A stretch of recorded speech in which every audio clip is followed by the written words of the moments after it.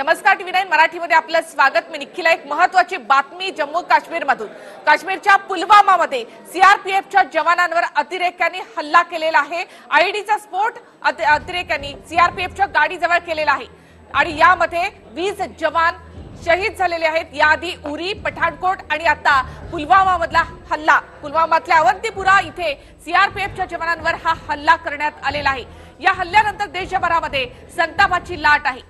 सीआरपीएफचे 20 जवान यामध्ये शहीद झालेले आहेत। या वर्षामधला सगळ्यात मोठा हल्ला, गेल्या 5 वर्षातला खरं तर सगळ्यात मोठा हल्ला, उरी आणि पठाणकोट पेक्षाही सगळ्यात मोठा हल्ला अवंतीपुरा इथे या ठिकाणी झालेला आहे। श्रीनगरमध्ये उरी नंतरचा हा सगळ्यात मोठा खरं तर हल्ला, गेल्या 5 वर्षामधला हा सगळ्यात मोठा हल्ला आहे देशभरामध्ये। त्यामुळे संतापाची लाट उसळली आहे। आयईडीचा स्फोट या सीआरपीएफ जवानांच्या गाडीजवळ करण्यात आला।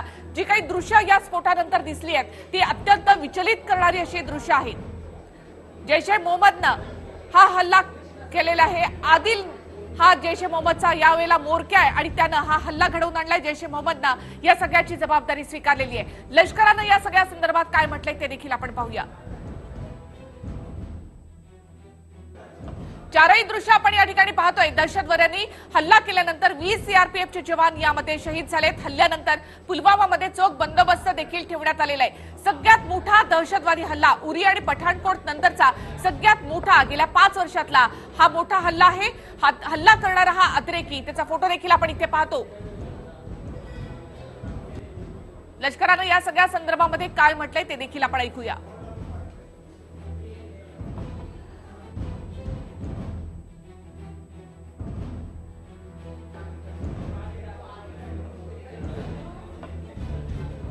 जम्मू काश्मीरमधील पुलवामा जिल्ह्यातील जम्मू श्रीनगर महामार्गावरच्या अवंतीपुरा इथे दहशतवाद्यांनी हा हल्ला केलेला आहे। केंद्रीय राखीव पोलीस दलाच्या ताफ्यावर हा भयंकर असा हल्ला करण्यात आला आहे। या हल्ल्यामध्ये 20 जवान शहीद झालेले आहेत तर 45हून अधिक जवान यामध्ये जखमी झालेले आहेत। या हल्ल्यानंतर आता विरोधकांनी देखील मोदींना जाब विचारलेला आहे। उरी आणि पठाणकोट नंतर अशा प्रकारचा हा दहशतवादी हल्ला झालेला आहे। आपल्या गुप्तचर यंत्रणांना या दहशतवादी हल्ल्यासंदर्भात कुठलीच माहिती कशी कळली नाही, हा देखील सवाल केला जातोय। उरी आणि पठाणकोटच्या हल्ल्यानंतर अशा प्रकारचा हल्ला भारतावर पुन्हा होऊ देणार नाही अशी प्रतिज्ञा मोदी सरकारनं केलेली होती। मात्र त्यानंतर सुद्धा या वर्षातला हा सगळ्यात मोठा हल्ला, ज्यामध्ये 20 जवान शहीद झालेत, हाच तो अतिरेकी आहे जैश ए मोहम्मदचा। एकदम से जिनको जो शहीद किए जाएं और उनकी फैमिलीज का क्या हाल होगा, उनकी फैमिलीज पे जो इस वक्त जो उनकी फैमिलीज के ऊपर एक तूफान आ गया है, कैसे संभालेंगे इसको। मैं उम्मीद करती हूँ कि न सिर्फ मरकजी सरकार बल्कि तमाम जो मुल्क की हमारी जमातें हैं, सब मिलके इस मसले का कोई हल निकालें ताकि ये खून खराबा हमेशा के लिए बंद हो जाए। देखिए, सर्जिकल स्ट्राइक्स और बॉर्डर्स पे कन्फ्रंटेशन से हमें कुछ नहीं मिल रहा है, बल्कि हमारे जवान जो हैं इस तरह से शहीद किए जा रहे हैं। यहाँ भी कश्मीर में रोज कोई ना कोई लोग मरते रहते हैं। तो इस सब खून खराबे को बंद करने के लिए मेरा ये मानना है कि तमाम जो पॉलिटिकल पार्टीज को उनको इकट्ठा होना चाहिए, एनडीए गवर्नमेंट के साथ मिलकर कोई इसमें कोई रास्ता निकालना चाहिए ताकि ये खून खराबा हमेशा के लिए बंद हो जाए। सेनेनं या सगळ्या संदर्भात काय सांगितलं तेही पाहूया। And we are looking into to the possibility of what led to this blast. There was a ROP, there was a vehicle convoy which was coming, and it was there is an explosion. And what is the nature of explosion? How it has happened? What led to this explosion? These are all subject of investigation.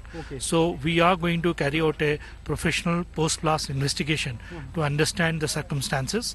And at present, what IGCRPF said, that the number of casualties, the injured, whosoever injured, they have been shifted to the hospital. We are now clearing the site. As and when we get the confirmation of the numbers, we will definitely share with you. Srinagar वरून इरफान कुरैशी अपने प्रतिनिधि तिथे उपस्थित हैं। इरफान कुरैशी, क्या update है इस बारे में?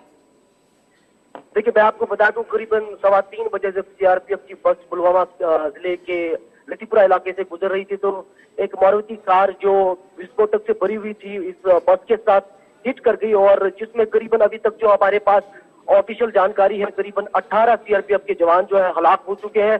और उसके बाद पूरे इलाके को जो है रेड अलर्ट जारी कर दिया गया। हालांकि कश्मीर के बाकी इलाकों में भी रेड अलर्ट जारी कर दिया गया और इस हमले के तुरंत बाद ही जैश ए मोहम्मद मिलिटेंट संगठन ने इस हमले की जिम्मेदारी ली। और सबसे बड़ी अहम बात यह है कि हमला जो है वो स्थानीय युवा आदिल अहमद, जो जैश ए मोहम्मद का जो स्टेटमेंट आया, उन्होंने क्लेम किया कि वो आदिल अहमद ने हमला जो है अंजाम दिया है। और इस हमले में करीबन जो है सिक्योरिटी फोर्सेस के 18 जो जवान है हलाक हुए, उसके साथ साथ 40 मजीद अभी श्रीनगर के बेस आर्मी अस्पताल में जिन्हें भर्ती कर दिया गया है इलाज के लिए। हालांकि कुछ देर पहले हमारी सीआरपीएफ स्पोक्स पर्सन और उनके डीजीपी से बात हुई, उन्होंने कहा कि अभी आंकड़े जो है इस हमले में कितने जवान घायल हो चुके हैं, कितनी हलाकत हो चुकी है, कुछ देर में वो साफ हो पाएगा।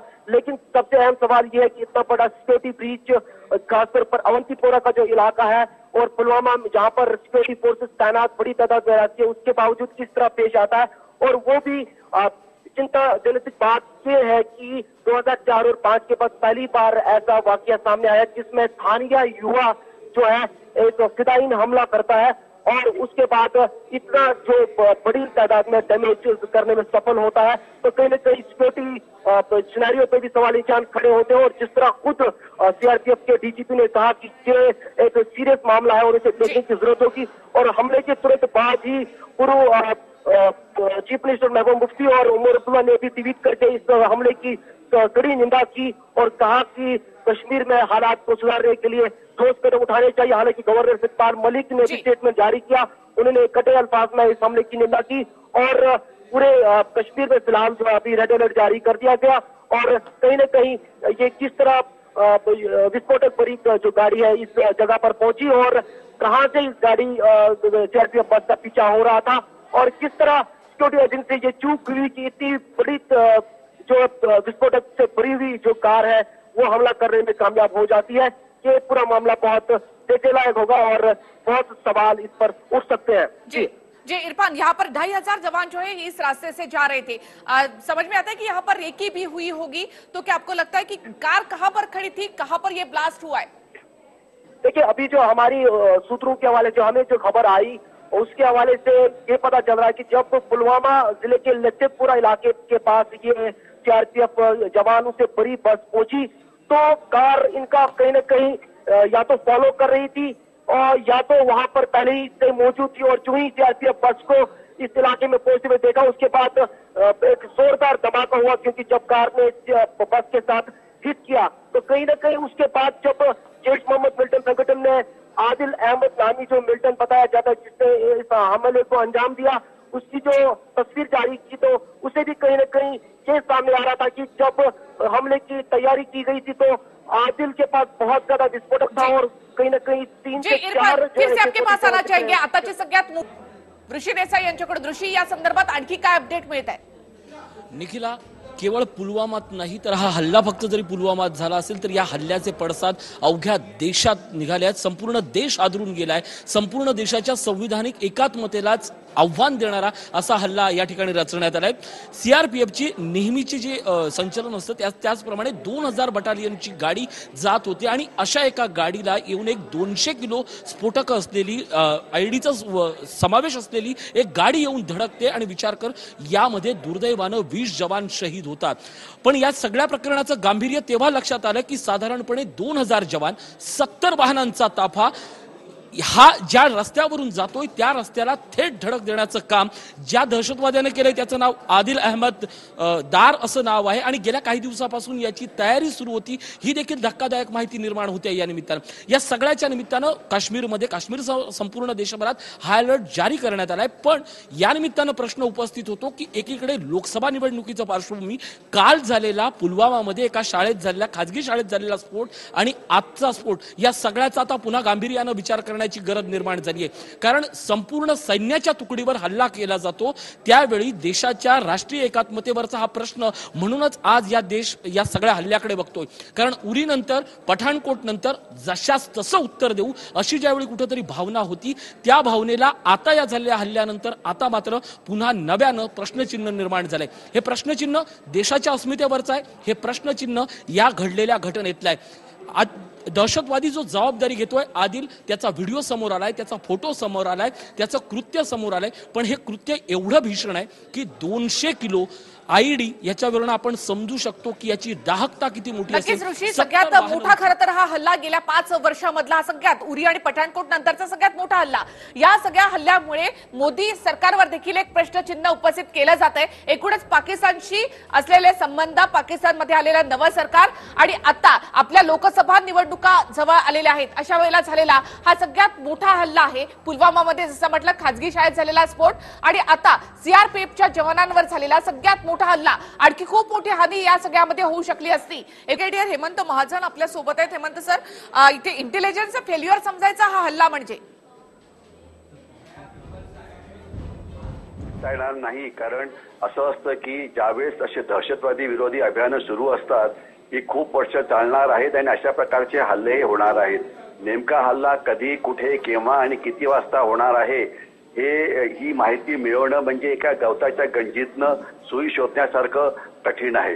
म्हणजे अशा प्रकारचं जर इंटेलिजन्स मिळालं तर फारच चांगलं होईल, आपली प्राणहानी थांबू शकेल. परंतु प्रॅक्टिकली जो आपला लढाईचा अनुभव आहे त्यामध्ये अशा प्रकारची माहिती मिळणं हे फार कठीण असतं. कारण जो माणूस अशा प्रकारचा आत्मघातकी हल्ला करण्याचा प्रयत्न करतो त्याच्या मनामध्ये काय चाललेलं आहे, कुठल्याही इंटेलिजन्स एजन्सीला ते शोधणं काही सोपं नसतं. कारण माणसाच्या मनाच्या आत तुम्ही जाणार कसं? जर त्यांनी काही बोलला, कुणाला सांगितलं की मी हल्ला करण्याकरता येतो आहे, तर आपण त्याच्या फोनवरती लक्ष ठेवून त्याला पकडू शकतो. परंतु ज्या वेळेला ही माहिती कुठेही काही दिलेली नसते तर अशा प्रकारची माहिती, गुप्तहेर माहिती मिळवणं हे सोपं नसतं आणि नेमकं तेच या बाबतीमध्ये पण झालेलं आहे. हे महाजन सर, मात्र इथे जवळपास 2,500 जवान या एकाच रस्त्यावरून जात होते 70 वाहनांनी. अशा प्रकारे एकत्र जवान जर गेले तर अशा प्रकारचा हल्ला होण्याचा धोका खरं तर खूप जास्त असतो, असं नाही का वाटतं तुम्हाला? नक्कीच. म्हणजे ज्यावेळेस असा कॉन्व्हॉय जातो त्यावेळेला धोका नक्कीच जास्त असतो. परंतु ही जी 2500ची जी संख्या समोर येते आहे यामध्ये हे नक्की आहे की कुठलं तरी युनिट बाहेर जात असावं, कुठलं तरी युनिट आत येत असावं आणि त्यांना लहान लहान गटामध्ये पाठवणं एवढं सोपं नाही. ज्यावेळेला एक कॉन्व्हॉय पूर्णपणे जातो त्यावेळेला त्या कॉन्व्हॉयचं रक्षण करणं पण कम्पॅरेटिव्हली सोपं असतं. परंतु हा जो हल्ला झालेला आहे वाहनं जास्त होती म्हणून झाला आहे हे दिसत नाहीये. यामध्ये जी माहिती आपल्या आता टीव्हीवरती समोर येते आहे की हा एक आत्मघातकी हमला होता, ज्यामध्ये एक म्हणजे स्फोटक पदार्थांनी भरलेलं वाहन हे त्यांनी जी गाडी सीआरपीएफची होती त्याच्यावरती ते आदळवलेलं आहे, त्याचा स्फोट झालेला आहे आणि त्या स्फोटामध्ये हे जे सगळे सीआरपीएफ जवान जे शहीद झाले ते झालेले आहेत. तर अशा प्रकारच्या स्फोटक भरलेल्या गाड्यांना थांबवण्याकरता काहीही उपाय नाही, कारण ती गाडी इतक्या गल्ल्या असतात. गावातनं आपण ज्यावेळेस कुठल्या शहरातनं पास होतो हे सगळ्या आपण लेन्स ब्लॉक करू शकत नाही की केवळ सैन्याची वाहतूक होते म्हणून. तर त्याच्यामुळे असे हल्ले हे होऊ शकतात आणि ते झालेलं आहे. फारसं असं बहुतेक वेळा सैन्याची जी मुवमेंट होते ती नेहमी रात्रीच्या वेळेला केली जाते. परंतु आता हा जो दिवसाच्या वेळेला झालेला आहे सीआरपीएफचं, याला काहीतरी कारण असेल की एवढी मोठी कॉन्व्हॉय आहे, एवढ्या मोठ्या गाड्या आहेत, एवढ्या रात्रीच्या वेळेला कशा जाणार, ट्रॅफिक जॅम कसा होईल, काहीतरी म्हणजे काहीतरी कारण असणार की जी आपल्याला इथे बसून समजू शकत नाही. परंतु एवढं नक्की की अशा प्रकारचे हल्ले काश्मीरमध्ये नक्कीच होऊ शकतात. कारण तिथून जाण्याकरता 1 किंवा 2च रस्ते आहे. जिथे हा हल्ला झाला आहे ती जी जागा आहे तिथे एकच रस्ता आहे. कॉन्व्हॉयला जर म्हणजे श्रीनगर पार करून जर जम्मूच्या बाजूला जायचं असेल तर एकच महामार्ग आहे. तर त्याच्यामुळे तिथून सैन्य जाणार, तिथून सीआरपीएफ जाणार, तिथून बीएसएफ जाणार हे नक्कीच असतं, कारण तुम्हाला ऑल्टरनेट रूट कुठलाच अवेलेबल नाहीये. तर त्याच्यामुळे या विरुद्ध काही रक्षण करायला फारसं नाही. परंतु मला एक मात्र गोष्ट सांगावीशी वाटते की ज्यांनी हा हल्ला केलेला आहे ते लोक नक्कीच पकडले जातील येणाऱ्या काळामध्ये. परंतु ही दहशतवादा विरोधाची जी लढाई आहे ही अजून खूप काळ चालणार आहे आणि त्याकरता डावपेच कुठले वापरावे या डावपेच वरती विचार करण्याकरता सैन्य समर्थ आहे.